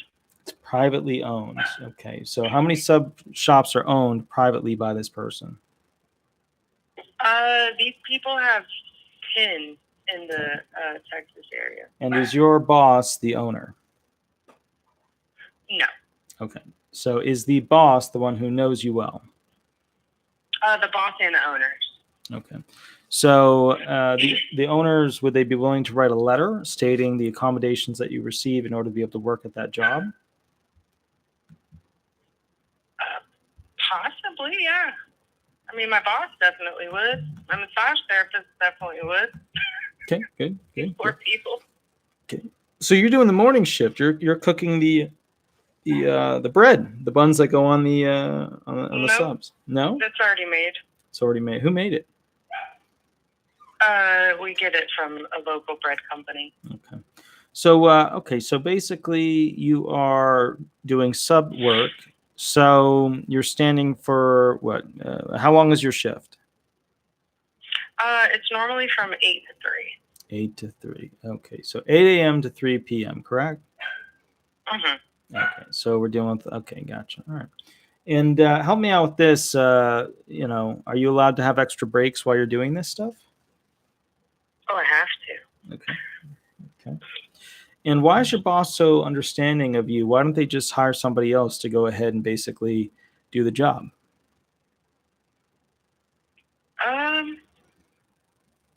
Unfortunately, it's a long, sad story. We're kind of family friends. So they've seen what I've gone through these past couple of years in my life and my family and my health. So they kind of step back and just let me do what I can. Let me ask you this. What is the day that you work on every week? It's a Wednesday. It's Wednesday. Do you ever shift to different days? Nope. Okay. Never. And what I'm getting at for just the people on YouTube is that if you were a floater, meaning you filled in the gap whenever they needed somebody, that would be something to consider for a judge as to whether or not you truly are, not needed as much as you say you are. Okay, so let's go to the next thing. Oh, definitely not. So you're able to make subs. Sometimes with the malformation that you speak of, people have a difficult time using their hands because of the brain's connections to your fingers, and I'm not hearing anything about that. It sounds like you're able to use your hands without issue. Sometimes, yeah. On the days that I do actually show up to work, it's one of my good days. How many good days do you have in a month? Maybe one, maybe two. So you only show up to work, and it's okay, one or two out of the month, and you would never show up, or show up once a month to your job out of a 4 or 5 week scenario. So how many times do you show up to work every month? Well, like I said, I only work every Wednesday. So if I wake up that day, like actually this past Wednesday was the only Wednesday I've made it to work this whole month. Sad to say. So how many days do you usually make it in a month? I'm guessing, what, 2, 3, 4? In a month, no, I make it maybe, like I said, I work only 1 day a week. So in a month, that's 4. So I make maybe once or twice I'll show up to work. And do you have a husband or a boyfriend that's assisting you? Oh, yes, with I have your a income? husband. Okay. Definitely. How many kids do you have? None. No kids. I have Okay. animals. Okay, gotcha. Okay, so walk me through this.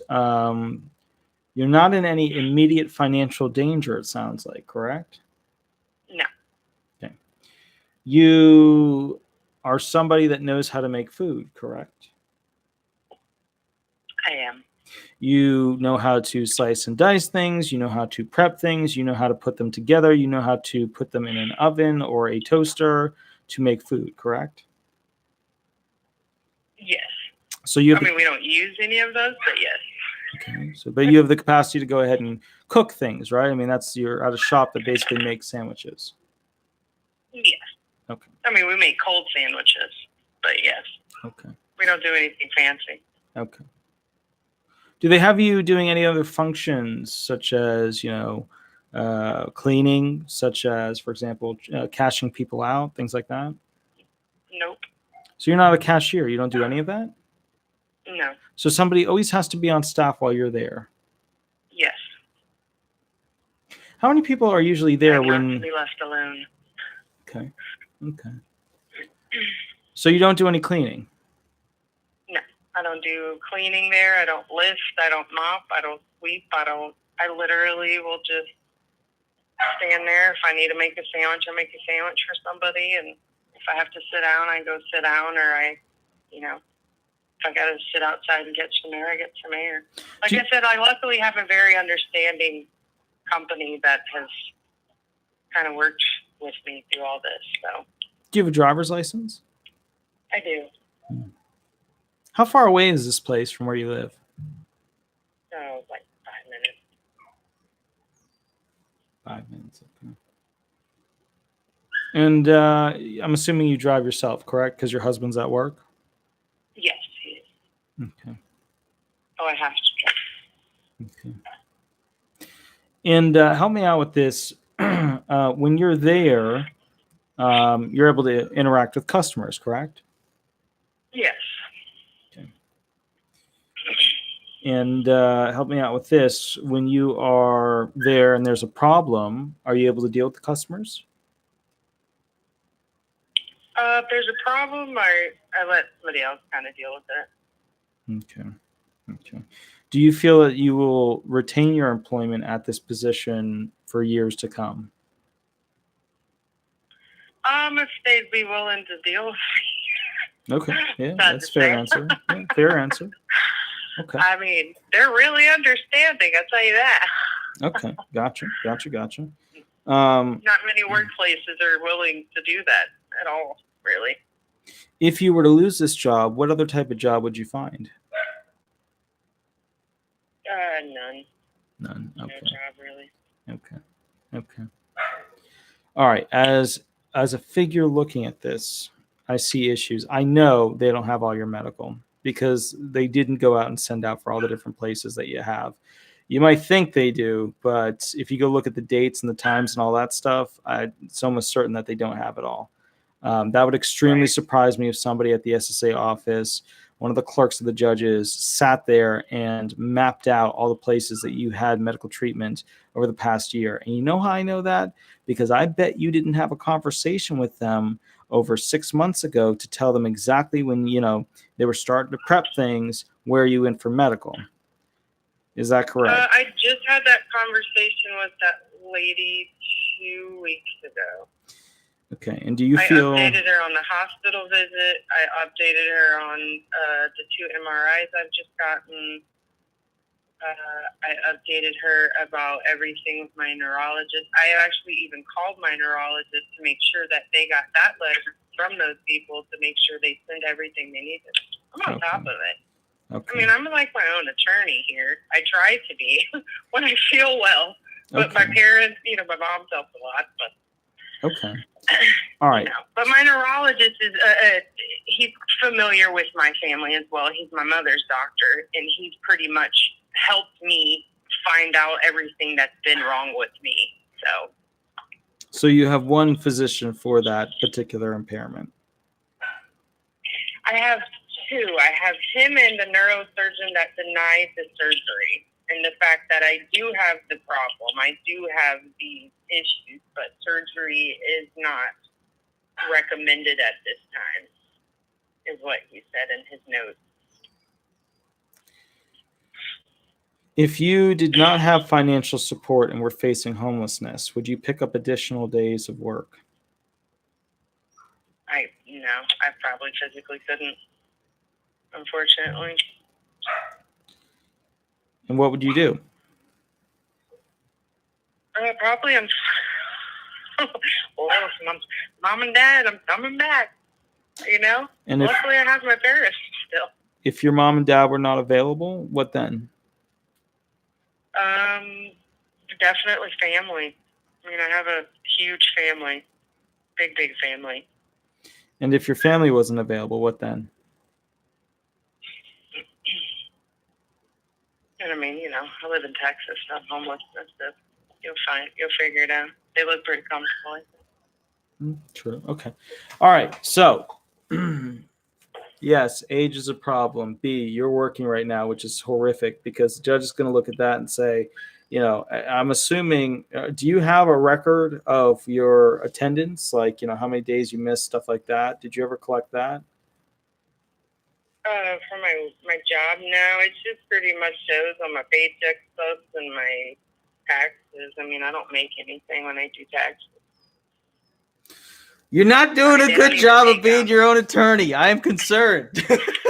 I'm concerned too. I am concerned. But like I said, I was thrown to a pack of wolves when they decided to blow out my case in March. They're in the middle of a pandemic, and then nobody was answering their phones, and my health took a plummet, and yeah. I just had to have surgery for something that had nothing to do with anything else, and I'm just like, okay, this is my life right now. So it got worse at the beginning of the pandemic, so you couldn't get a lot of medical treatment, right?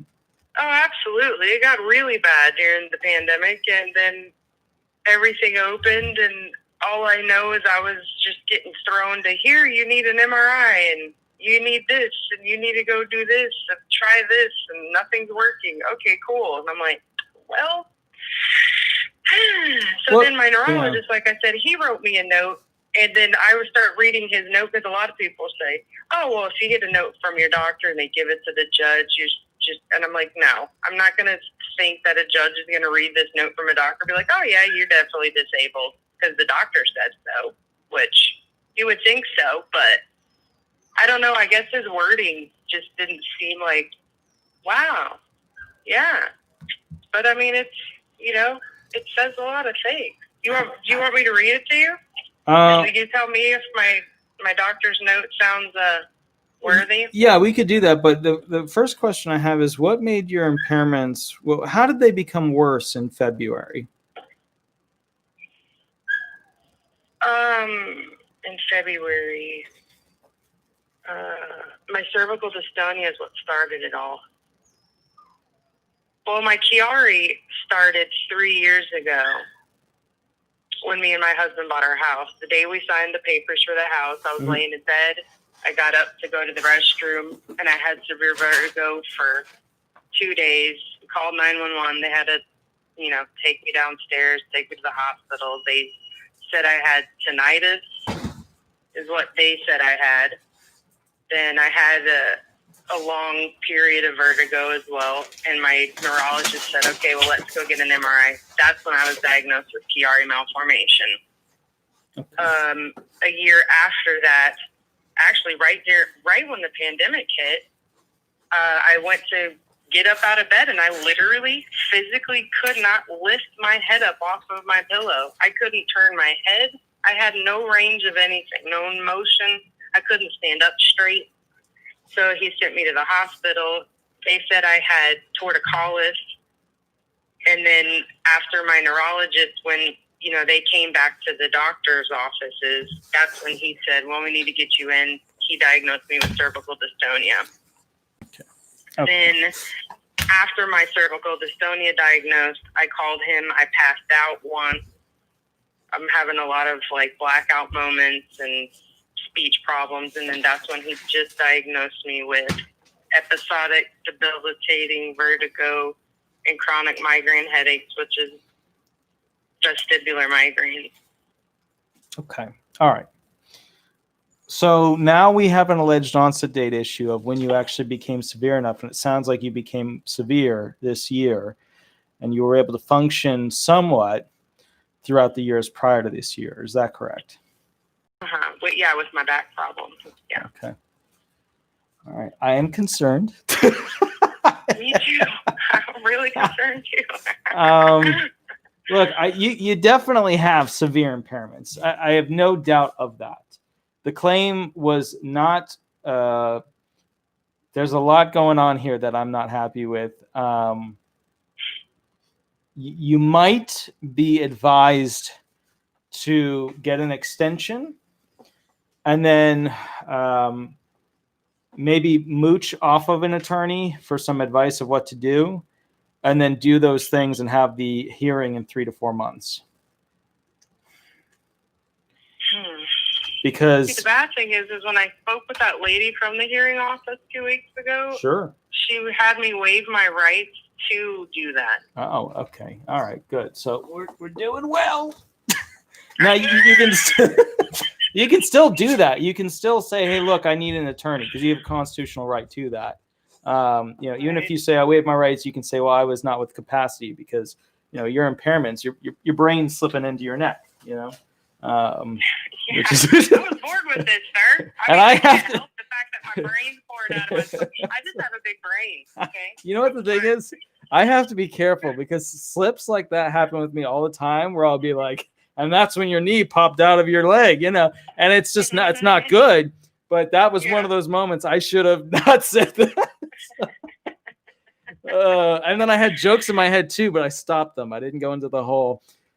Right. Yeah. So, all right. It's sometimes I watch a lot of your videos, and it's no offense to anybody. I won't say any names, but it's with the ankle thing. I'm like, I wish I could complain about an ankle, sir. Right. I have dizziness and vertigo, and I projectile vomit, and all of a sudden I can sit there and feel like I'm drunk and the world's spinning underneath me. It's come on, that's where I get frustrated, because I'm everybody has their problems and their disabilities, but it's how does somebody like me, 38 years old, with all these problems, explain to a judge hey, judge, I'm messed up, man, and I don't want disability either, but guess what?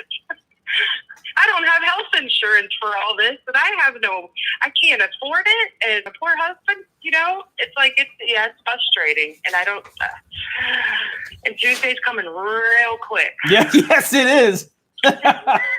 Oh God, I am worried for you. All right, so here's what we're gonna do. call me at some point over the weekend. I'll try to get back to you. I'll try to just sneak in a quick call to give you some advice on what to do. I can't cover it all in this because we're already at 10 o'clock, 10:16. Right. And these poor people are like, oh, my Lord, here's another one. No. The middle one was special. Yeah, you're fine. I'm like, I'm a real case here, okay? Yeah. I'm like, mine is Tuesday, sir. Yeah. No, you are in the red blinking light territory. I will agree to that. I'm like, my light's yellow, man. It's about to be red soon. Yeah, so. the boat is taking on water. I agree. All right, so here's catch up with me at some point over the weekend. I'll try and call you back and make it happen. Just make sure when you leave my name, say, hey, you said in the live, yada yada, when you leave a message. And the thing is this, I'll try and help you and get you kind of on the right track. Just do me a favor and go watch those top 50 ALJ trick questions, because that'll be good to kind of get you rolling in the right direction. But then there's evidence obtaining too. So you're going to be requesting basically an open record for at least 20 days to go ahead and obtain those things that we're going to go over in the future. So I'm going to catch up with you a little bit later. I'm going to call Cheyenne for a moment, and then guys, we'll sign off for the night, and basically we'll go from there. So Madame, thank you so much for coming on the show. All right. Thanks for having me. Thank you. Thank you. Bye-bye. Bye-bye.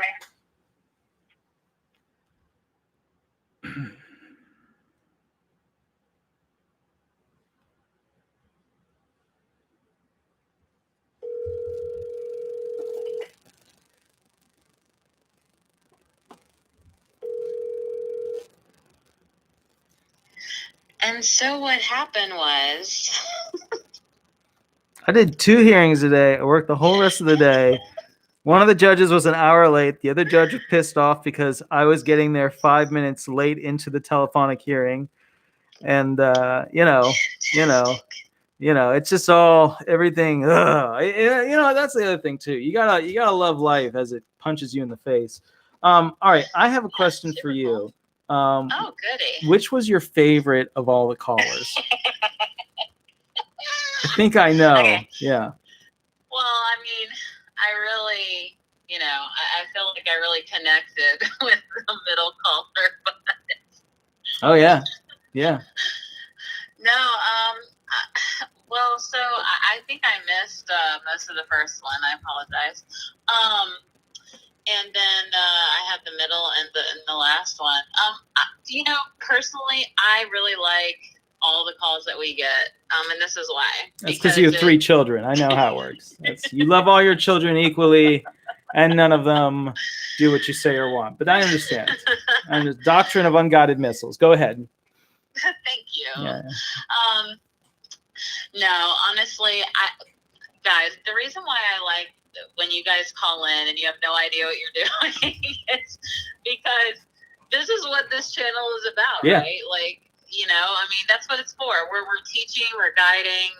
Walter is here to, go through these things with you guys and try to turn it around. So, that's what it's about. So I actually personally like all the calls. I know some are long-winded and some have an ego as big as Texas. But they weren't from Texas. That's the amazing thing about it. Yeah. But, yeah. I know. Wait, tell him to go offline. Oh no, guys, he meant to call me for the live. Yeah, no, this is yeah.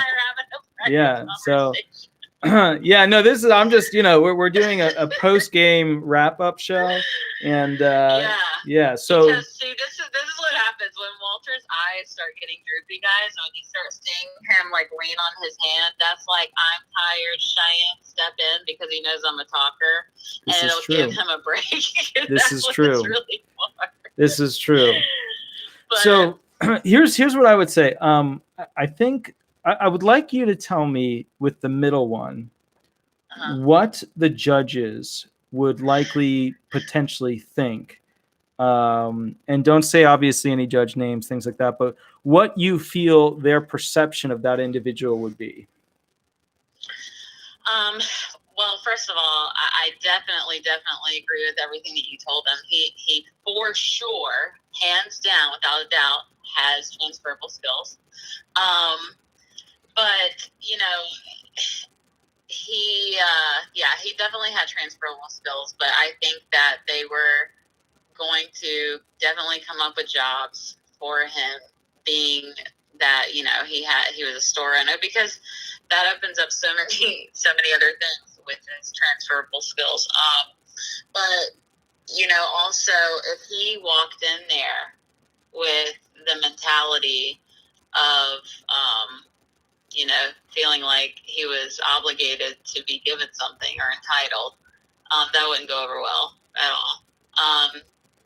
But you know, the judges would not have.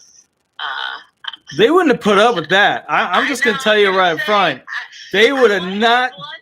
Yeah, you're being polite, and I appreciate that. I appreciate politeness, but they would not put up with any of that. They would have cut him off, turned him around, and said no.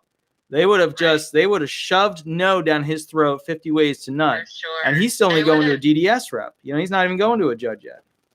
Right, yeah. So, yeah, the judges would have, a few of our judges would have given the smirk,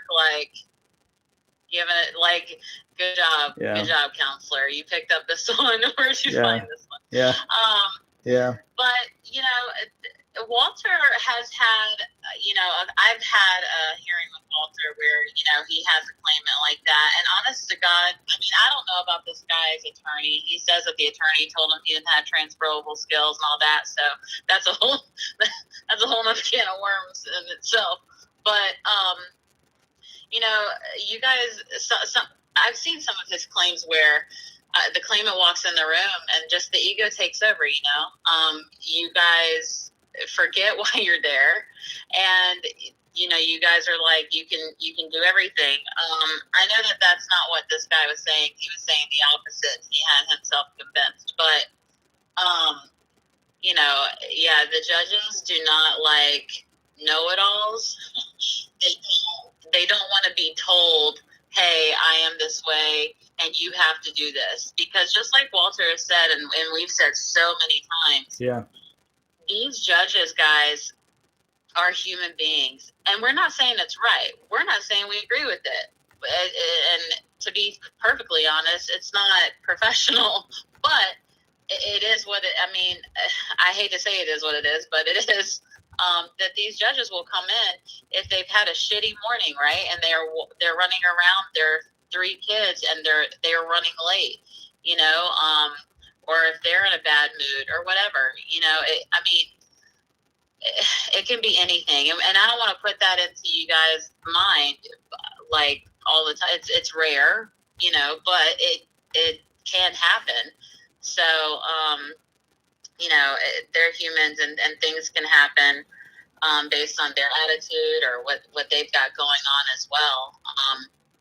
And especially someone who is very comfortable with the idea that they feel like they're definitely disabled. I mean, I know you guys all think that you are, and you probably are, to a certain extent.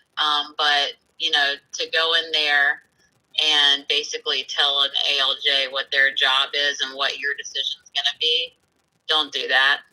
Don't do that. Yeah, you know, just to pop in there, you guys don't understand too. Okay, and so when you look at most of these judges, they are individuals who sit there for 3 to 5 hearings a day. Some of them have hearings up to 12 hearings a day where they just don't have to do hearings for the rest of the week. But the bottom line is they have a chunk of hearings, and they're able to sit there and they're able to pick out from hearing to hearing to hearing to hearing exactly what they like and what they don't like.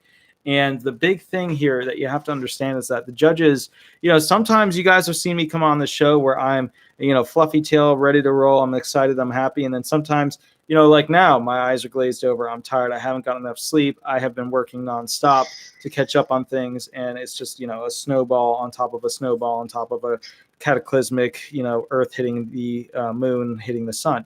So I'm constantly playing catch up while rolling into a fireball. But my point with that is, the analogies. I know. That's, you know, it's only 10:30. Yeah.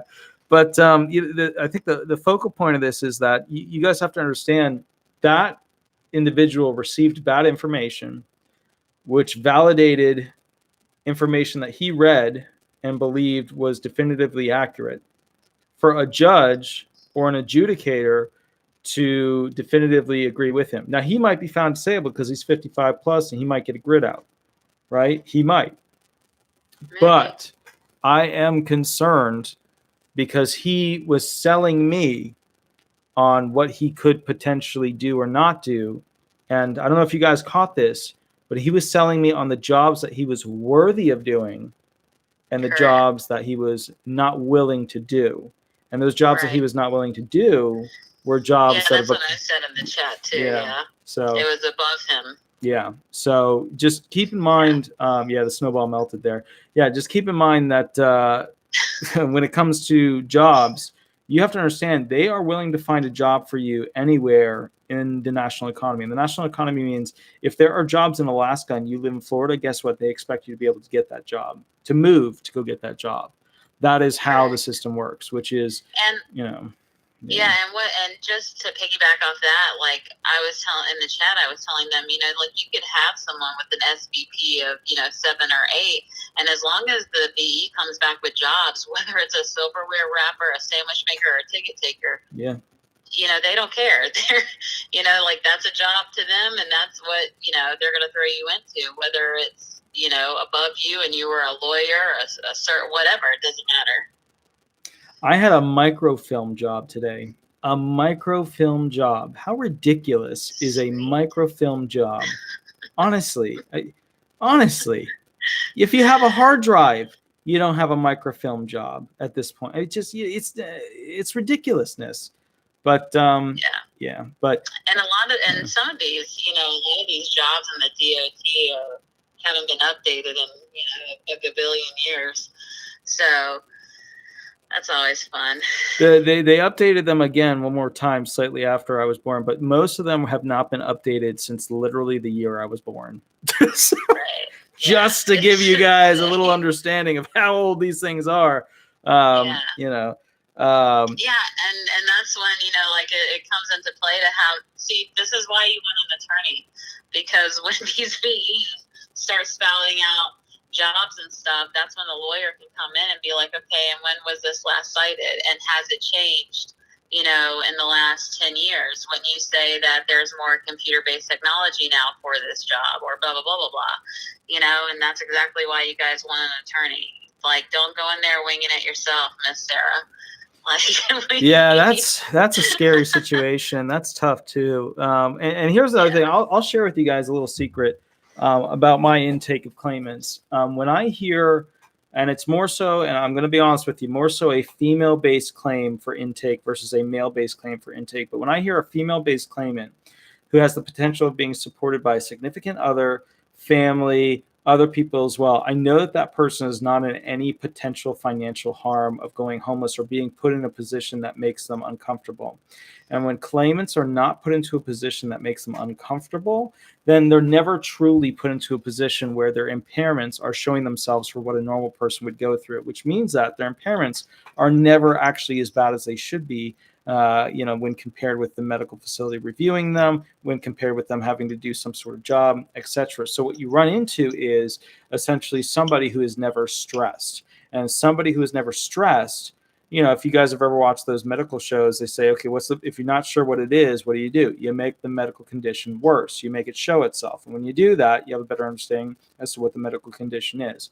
Well, this person never gets stressed to the point where their medical condition gets made worse. And for that reason, what you end up with is essentially somebody who is put in a position where they live in a bubble, and that bubble is protecting them, which means I never get to see how bad their impairments truly are going to get. Now, if they were, if they didn't have money, if they were, becoming homeless, if they, had to figure out a way to get food, it's just, if they were stressed, well, let's do an easy one. Somebody has anxiety. Everybody pays for everything they need. They have unlimited Netflix and TV. They have a house with air conditioning. How much anxiety do you think they're going to have? Right? All right, now let's take that same person. They don't have any money. They don't have any food. They don't have any transportation. They don't have a means. They live under a bridge. How much anxiety do you think they're going to have? Two very different scenarios. So I am very careful about, and this usually more bleeds over into female type claims, just how society in America works. when I hear somebody has support through a significant other, their parents, their grandparents, big family, and all that stuff, those types of claims I'm very wary about, especially when they're under 50 years old, because I know they will never be put in a position where their impairments will truly show themselves, which means I know that most of the impairments are going to be marked down as trace, mild, or moderate, not severe, not extreme. But anyways, Madame Cheyenne, do you have any additional updates or yada yadas that you'd like to say before we sign off of the air? I do not. I did say in the live, I'm gonna be making us a Facebook page, guys, because I know you guys, some of you reach out to our pages, and that's fine. But we're gonna make a business page for Walter's firm, and I don't know if I'm gonna do a separate one for the channel where he and I are gonna have to talk about that. But we're gonna, be able to connect with you guys there and share his videos there, and then you guys can share them to some of your disability groups, like Nikki says she's a part of one, and then we can try to help more people. That's what it's all about. So be on the lookout in the community tab for the YouTube page link and all that stuff. I'm going to be working on it the next few days, and we look forward to connecting with you guys there. Guys, have a wonderful night. I'll catch up with you a little bit later.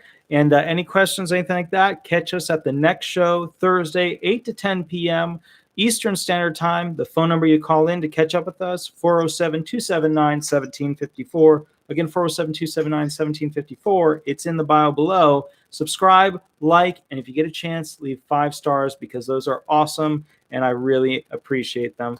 And as for everybody, also, Florida Couple, thank you so much for donating funds. I really appreciate it. And I'm going to be doing a video in the future for somebody very special who actually sent me dog treats and basically a bag with dog toys in it. And I want to show you guys that, but I'll be doing that in a separate video. Have a wonderful night. I'll catch you later, and we'll go from there. Thanks so much, guys. Bye-bye.